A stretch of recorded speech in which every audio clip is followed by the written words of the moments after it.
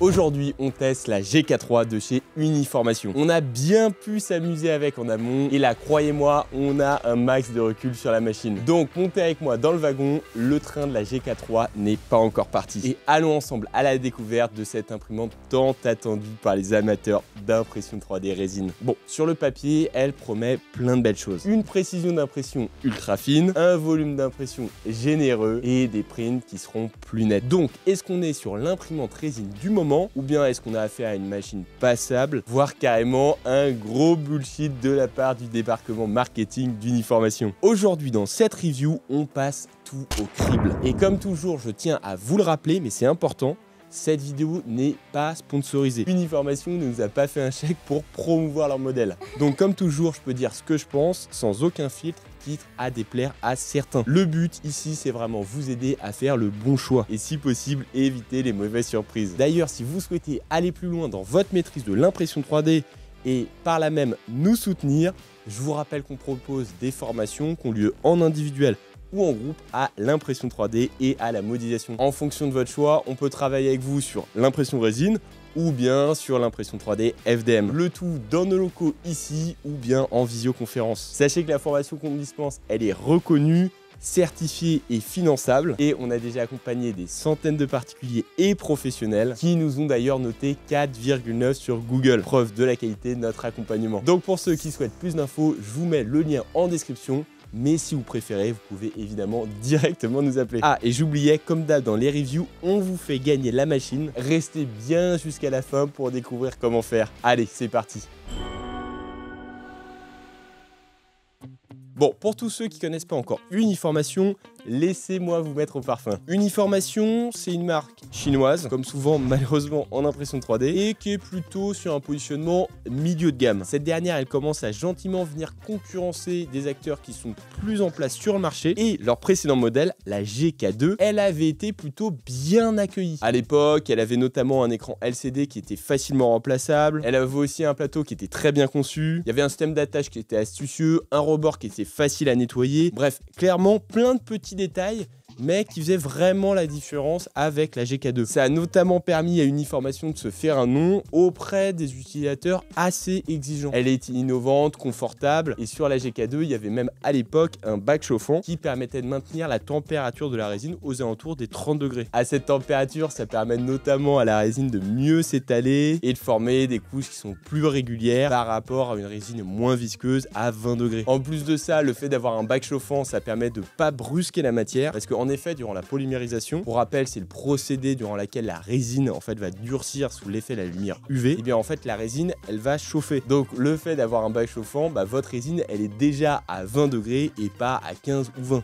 Donc ce qui fait qu'il n'y a aucun choc thermique. Et encore une fois, ce genre de petits détails, ça permet de faire des impressions au global plus quali. Et de pas avoir des vieilles déformations ou des petits détails pas bien réalisés. Bref, je m'égare un peu, mais tout ça pour vous dire que la GK2, elle avait plus d'un tour dans son sac. Et évidemment, vous connaissez le marché de l'impression 3D qui est quand même très concurrentiel. Les autres marques ont évidemment contre-attaqué. Et c'est pour ça que 2 ans après la sortie de la GK2, Uniformation est obligée de nous sortir une nouvelle pépite si elle veut maintenir sa place et sa réputation. Avec la GK3, vous allez le voir, Uniformation mise tout sur la qualité de résolution et surtout l'ergonomie utilisateur. L'entreprise chinoise vise la lune et on peut dire que ça ne leur fait pas peur. Donc voyons maintenant ensemble si la GK3 est une réussite et si elle va réussir à convaincre le cœur des printers.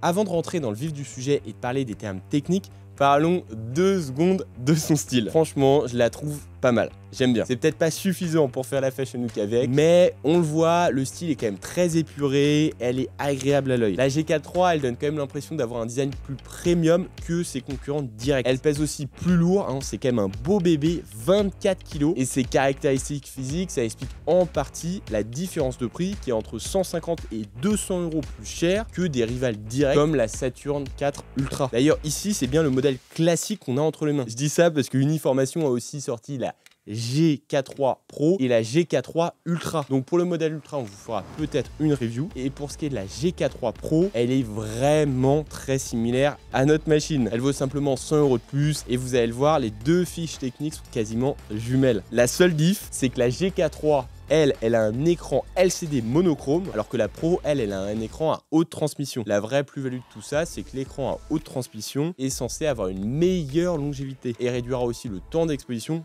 par couche. Donc ça permet en fait de faire des impressions qui sont plus rapides. Enfin, autre petite différence, la GK3 Pro, elle est compatible avec de la résine à longueur d'onde 385 nanomètres, qui est plus concentrée, plus précise et qui permet d'avoir des bords notamment plus nets que de la résine classique en 405 nanomètres qui est utilisé par la GK3 classique. En tout cas, pour ce qui est de l'apparence entre les deux, franchement, les deux machines sont des sosies. Et spoiler alerte, à mon avis, la GK3 classique vaut plus que le coup que la GK3 Pro. Mais bon, ce n'est que mon avis. En tout cas, concentrons-nous sur notre GK3 Classica. Côté caractéristiques, on va trouver un écran 16K qui est intégré à la machine et c'est un écran LCD qui est conçu pour une durée de vie plutôt longue. Normalement, il devrait survivre à plusieurs centaines, voire plutôt milliers d'heures d'impression. Mais bon, comme tout écran LCD, ça reste quand même fragile, donc ne vous amusez pas non plus à acheter des cailloux dessus. On est avec un écran avec une qualité digne de la dernière télé en vente chez Darty, et cet écran, il a une résolution de 19 microns, qui offre vraiment une très bonne finesse en XY. Ça va vous permettre d'avoir de beaux détails horizontaux. Elle est équivalente à la Saturn 4 Ultra 16K de chez Elegoo, et la GK3, elle permet vraiment d'obtenir des impressions avec un haut niveau de détail. Une résolution de 19 microns, dites-vous que c'est vraiment très bien. Même certaines machines plus haut de gamme, comme par exemple la Formlab Form 4, ont encore des résolutions plus standards de 50 microns, alors que pourtant c'est une machine à plusieurs milliers d'euros. Bon, après, à ce prix-là, vous vous en doutez bien, un tel engin a évidemment d'autres arguments à faire valoir. Mais quand même, 19 microns, c'est vraiment une très bonne résolution. Et on comprend donc que cet atout, c'est justement un des atouts phares de la GK3. Mais d'ailleurs, attention, parce que la différence entre du 8, du 12 ou du 16K n'est pas forcément très évidente. Je pense que c'est important de faire un petit rappel pour justement ne pas se faire avoir par les chiffres. Un écran 16K, c'est pas forcément meilleur qu'un écran 8K. Le chiffre avant le K, c'est en fait une référence au nombre de pixels sur l'écran. Mais la phrase plus vous avez de pixels sur un écran, plus la qualité est bonne, est fausse. Ou plutôt, c'est pas toujours vrai. Je m'explique. Déjà, faut savoir qu'un écran 16K, ça vaudra rien si tu utilises une résine de piètre qualité. Ensuite, il y a un autre point très important à comprendre. Il faut pas juste regarder le nombre de pixels, donc les K, 4, 8 ou 16. Mais ce qu'il faut regarder, c'est avant tout la résolution, c'est-à-dire la densité et la taille des différents pixels. En bref, comprenez que tout va en fait dépendre de la grandeur de votre écran. Un très grand écran en 16K peut avoir en fait moins de pixels au millimètre carré, donc une moins bonne résolution qu'un tout petit écran mais qui sera en 8K et qui aurait lui en fait des pixels plus petits et qui serait plus compact. La morale de cette histoire, c'est qu'en fait parler de résolution 16K, c'est en fait un abus de langage. La vraie résolution, c'est en fait la taille d'un pixel en microns, dépend de la taille physique de notre écran. C'est certes un petit détail technique, mais c'est en réalité un très gros levier marketing pour les fabricants qui savent très bien que dire ma machine est en 16K, et bah que ça claque beaucoup plus que ma machine elle est en 22 microns. Donc de ton côté, pour être sûr de ne pas te faire avoir, regarde avant tout la résolution. Bref, fin de cette parenthèse sur le 16K. Passons donc désormais logiquement au volume d'impression. Et là, ici, le volume, il est plutôt généreux. On est sur du 21, 12, 24. Encore une fois, à titre de comparaison avec sa concurrente directe, la Saturn 4 Ultra 16K de chez Elegoo, on va trouver un volume équivalent de 21, 12 sur 22 cm. Pareil, dans la même gamme de prix, la Photon Mono M5S Pro, on sera sur du 22, 13, 20. Donc ça reste quand même une belle bête et ça conviendra à pas mal d'amateurs, même à ceux qui ont déjà un bon niveau en impression ou des personnes qui ont des projets assez ambitieux. Et d'ailleurs, justement, pour moi, la GK3, elle n'est pas forcément destinée à des novices. Ça reste quand même une machine à 700 €. C'est une somme qui s'entend largement pour un amateur aguerri qui veut faire des belles créations, mais si c'est votre première imprimante résine, c'est peut-être pas l'idéal. En tout cas, cette machine, je vous l'assure, elle va pouvoir vous faire des gros et bons prints sans pour autant perdre la qualité. Et si ça vous suffit pas et vous avez besoin d'un modèle encore plus grand, alors vous pouvez vous tourner vers la GK3 Ultra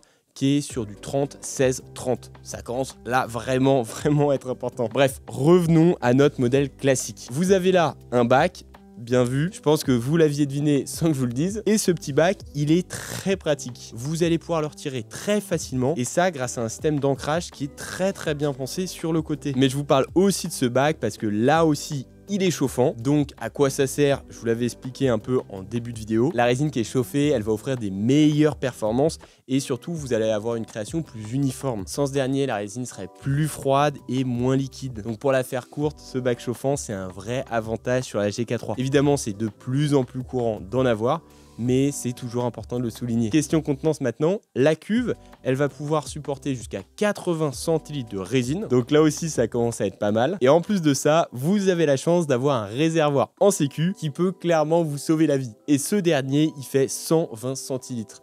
Et il sera chargé de faire la pointe de manière automatique. Très pratique si vous faites des grosses impressions. Au moins, ça vous évite d'être interrompu dans votre sieste avec votre impression à moitié terminée. Franchement, il n'y a rien de plus désagréable. Après, pour les quelques personnes propres qui regardent la vidéo, je sais qu'il y en a 2-3, la GK3, elle possède derrière un emplacement pour mettre un filtre à charbon. C'est un peu relou parce que c'est en supplément, donc vous devez l'acheter à part. Et là, si je dis pas de bêtises, c'est actuellement vendu à 60 € le lot de 6. Franchement, au regard du prix, je pense qu'ils auraient au moins pu en intégrer un. Parce qu'un filtre, ça reste quand même un vrai plus pour avoir un air qui est plus propre, plus pur et moins polluant. Parce qu'on sait que l'impression résine, c'est pas le top pour la santé, notamment à cause de toutes les émanations de vapeurs toxiques. Notre machine, vous allez pouvoir la connecter à la Wi-Fi, ce qui est pratique parce que ça nous permet notamment de la contrôler à distance, notamment depuis l'application Uniformation. Plutôt sympa, c'est quelque chose qu'on voit de plus en plus avec des imprimantes 3D, que ça soit des imprimantes résine ou FDM d'ailleurs. Et pour tous les amoureux des petits gadgets tech, la GK3 classique, comme beaucoup de machines modernes, possède une caméra intégrée. Et là, ça a deux avantages. Le premier, vous permettre de suivre votre impression en temps réel,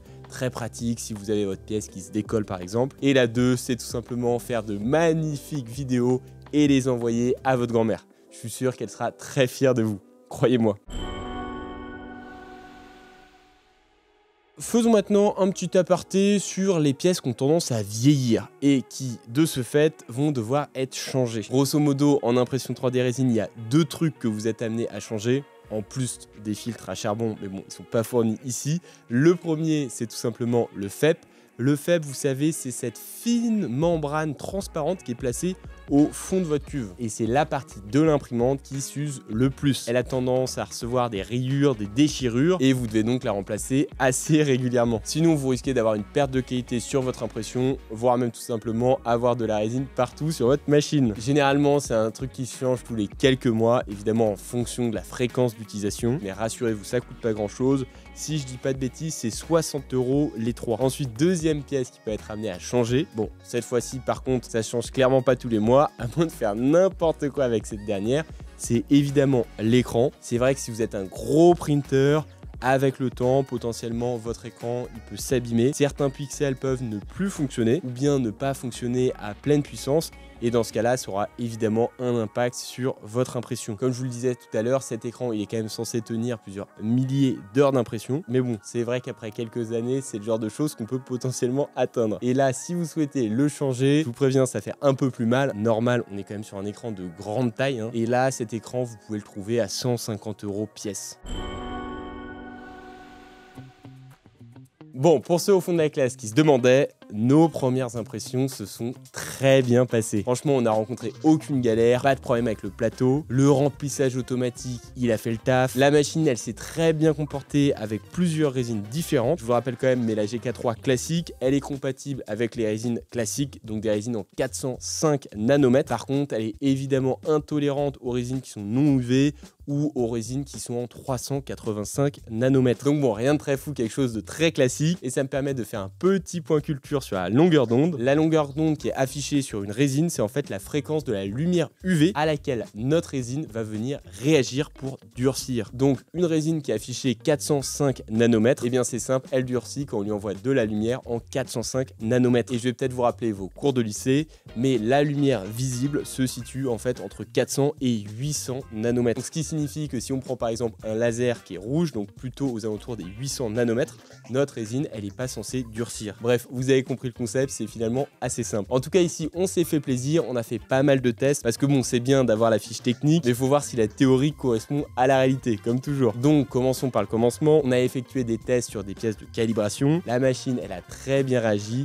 Franchement, rien compliqué. La super résolution qu'on a avec la G4.3 est vraiment appréciable. Même s'il faut être honnête, franchement, c'est compliqué de voir l'effet de l'écran 16K à l'œil nu. À la limite, maintenant, ce qui est le plus important sur une imprimante résine, c'est plutôt la qualité de votre fichier 3D. Parce que s'il y a plein de polygones sur ce dernier, bah, ça va se voir sur votre pièce. On a testé aussi d'autres pièces de test avec des supports, des surplombs, plein de petites choses pour la mettre en difficulté.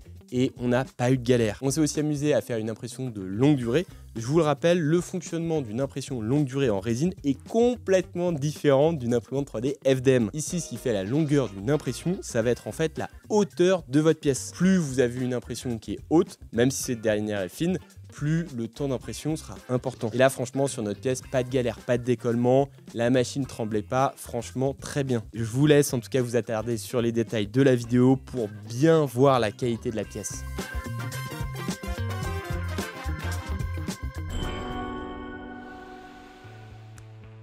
Si vous le voulez bien, on va faire un petit récap des tops et des flops de la machine. Bon, on commence toujours par le positif, c'est quand même mieux. Déjà, moi, mon gros coup de cœur, c'est l'ergonomie de la machine. On voit que cette dernière, elle a été pensée dès le début pour être facile d'utilisation. Le design, il est vraiment ergonomique. On sent que c'est bien pensé. Les matériaux, comme je vous le disais tout à l'heure, ils sont vraiment quali. Il y a plein de petits trucs sympas, genre quand tu retires ton plateau après ton impression, tu peux carrément l'accrocher dans le bac de résine. Franchement, c'est trop bien, ça te permet d'avoir un atelier qui est bien plus propre. Même chose toute bête avec le capot de la machine. Là, c'est comme un coffre de voiture, il s'ouvre et il se referme. Donc, t'as pas besoin de le prendre, le sortir, de le poser sur ton bureau et qu'il salope tout ça. Non, là, au moins, il reste collé à ta machine. Et cerise sur le gâteau, la G4.3, elle est équipée d'une cuve anti-débordement avec un bec verseur qui est intégré. Et là, encore une fois, ça te facilite la vie avec un retour de résine qui est plus simple à prendre en main. Cette cuve, elle évite aussi les éclaboussures et elle est vraiment conçue pour le remplissage, mais aussi le vidangeage. De plus, comme on l'a vu tout à l'heure, elle est équipée de partout. Le petit chauffage, la possibilité d'avoir un purificateur d'air, la Wi-Fi, etc. Ils ont même mis un beau port Ethernet. Bon, ça par contre, je suis pas sûr que ça soit vraiment utile. Et enfin, gros point fort de sa machine, c'est sa très bonne résolution. Bon, maintenant qu'on a fait son éloge, passons au point d'amélioration. Déjà, niveau vitesse de la machine. Franchement,